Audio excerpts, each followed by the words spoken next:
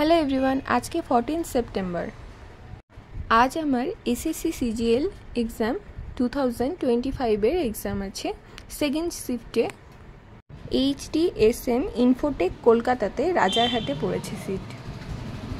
আজকের আমার মেন ঘটনা হচ্ছে আমি অ্যাডমিট কার্ড প্রিন্ট আউট করতে ভুলে গেছি, আর সেই জন্য আমাকে সকাল 9:30টায় বেরিয়ে ঝটপট করে এই দোকান ও দোকান খুঁজতে তারপরে লাস্টে 10:30টার সময় একটা দোকান খুললো।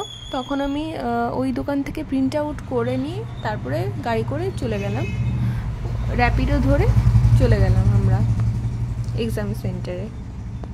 আর এক্সাম সেন্টারে পৌঁছে গেলাম 12টা না 11:30টার দিকে। সেকেন্ড শিফটে আমার এক্সাম হলো 12:30 থেকে 1:30 পর্যন্ত। এক্সাম সেন্টারের সামনে গার্ডরা বলে দিচ্ছিল যে আইডেন্টিটি প্রুফের জন্য আধার কার্ড আর অ্যাডমিট কার্ড আর দুটো ফটো থাকলেই হবে। সেই মতো অ্যাডমিট কার্ড আর আধার কার্ড আর 2 কপি ফটো নিয়ে এক্সাম সেন্টারের ভেতর প্রবেশ করি।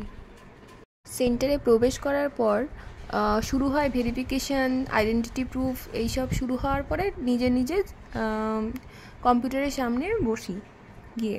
তো আমার ছিল C125 নাম্বার কম্পিউটার। এক্সাম শুরু হয় আর 12:30 থেকে 1:30।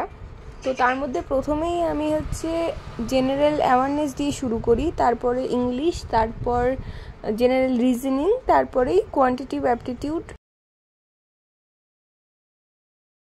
আমি তো অ্যাটেম্প্ট সবগুলোই করেছি, 25 করে ছিল 4টেতে, তো 100 টোটাল।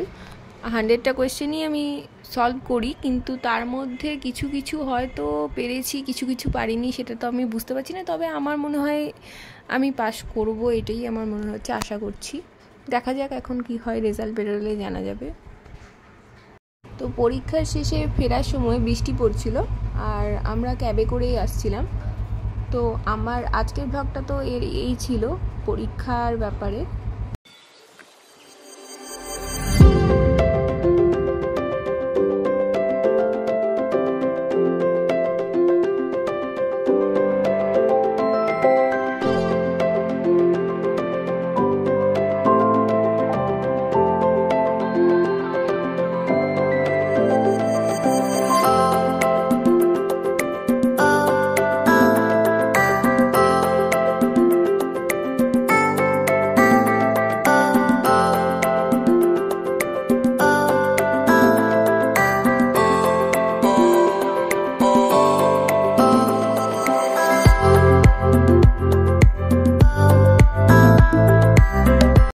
আমার আজকের ব্লগটি যদি ভালো লেগে থাকে তাহলে অবশ্যই লাইক, কমেন্ট, শেয়ার করবে। আর যদি এখনও পর্যন্ত এই চ্যানেলটা সাবস্ক্রাইব না করে থাকো তাহলে অবশ্যই করে দিও। আর দেখা হচ্ছে নতুন ব্লগে নতুন কিছুর মাধ্যমে। টাটা, ভালো থেকো সবাই।